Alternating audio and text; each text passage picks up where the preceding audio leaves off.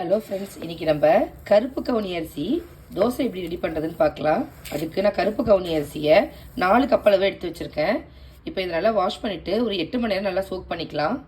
இப்போ இதை தண்ணி ஊற்றி நல்லா ஊற வச்சுட்டேன். இப்போ 4 கப் அளவு நான் ரைஸ் எடுத்திருக்கேன். அதுக்கு 1 கப் அளவு நான் உளுந்து எடுத்திருக்கேன். கருப்பு உளுந்து தான் எடுத்திருக்கேன். இதையும் நல்லா நம்ம வாஷ் பண்ணிவிட்டு சோக் பண்ண வச்சிடலாம். நாங்கள் ஊர்ன அரிசி உளுந்து நல்லா அரைச்சி நான் மிக்ஸ் பண்ணி எடுத்து வச்சுருக்கேன். இப்போ இது ஒரு 8 மணி நேரம் போல் புளிச்சு வரட்டும். நம்ம எப்படி மாவு அரைப்போமோ அதே மாதிரி தான் அரைச்சிருக்கேன். ஆனால் நான் இன்றைக்கி மிக்சியில் தான் அரைச்சேன். இப்போ பாருங்கள் இது எந்த அளவுக்கு நல்லா புளிச்சு வந்திருக்கு அப்படின்னு. இப்போ இதில் நம்ம தோசை ஊற்றிக்கலாம். நீங்கள் இட்லி வேணாலும் ஊற்றிக்கலாம், இல்லை தோசை வேணாலும் ஊற்றிக்கலாம். நான் இன்றைக்கி தோசை தான் ஊற்ற போகிறேன். சூப்பராக இப்போ பாருங்கள். இப்போ நார்மலாக நம்ம தோசை எப்படி ஊற்றுவோமோ அதே மாதிரி தான் ஊற்றி எடுத்திருக்கேன்.